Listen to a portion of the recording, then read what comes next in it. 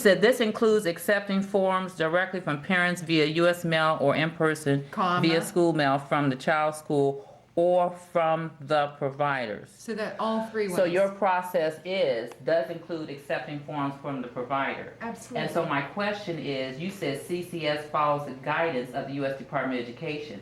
And my question is, where in the U.S. Department of Education, so that we don't confuse the board, where in the U.S. Department of Education's guidance does it say that you can accept forms? Like I see where it says you can only accept forms for parents.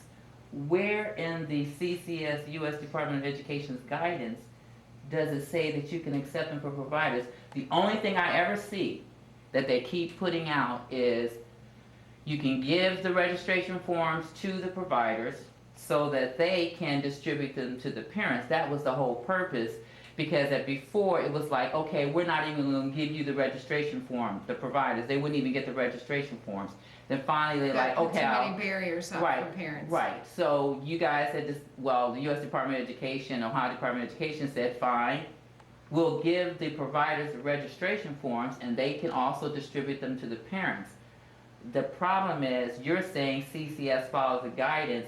Where in that guidance does it say that those forms will be turned in by the provider versus the parent? Because that's very confusing for you to say CCS follows the guidance. That's not the guidance of the U.S. Department of Education. The guidance states, and in quotes there, the registration process as open and accessible as possible by making registration materials widely available to parents and providers. Right, but where does it say in the guidelines? Because it has in the guidelines that you can only accept them from parents. It actually has it.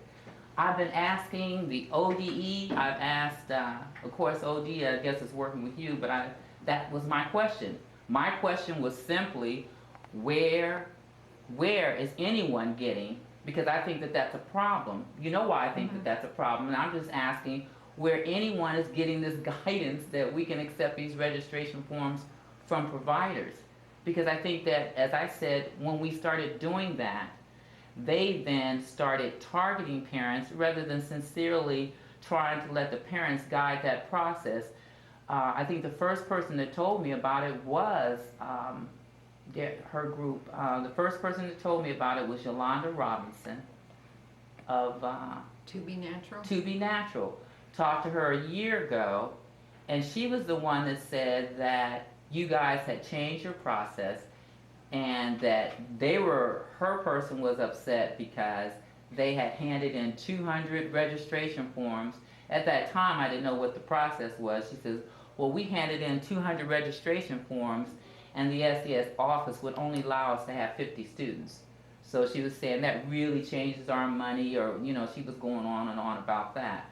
But they're the ones that first brought it to our attention that they were turning in these forms en masse.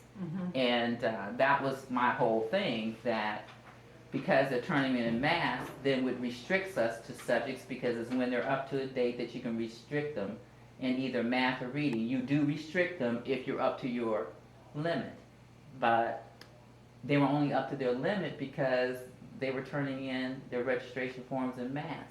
What would probably happen if it was just the parent turning in the registration form? And the providers could have easily done that, because they used to say, well, if the parent called the provider, they used to say, before you were here, you would call the provider and the provider would say, make sure that you turn your form in to the school or to the SES office. You have to do that. But that's not what's happening now. So this guidance throws me off. It doesn't address, we did not quote anything about who turns them in, but that they're to be available to everyone. And what did Deborah Shirley say? We haven't heard anything back regarding this.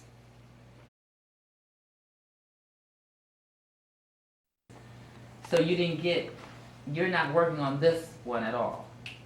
Who is this from? I haven't seen this. You haven't seen that? No. So you're not working, remember I was asking you about that in my last email on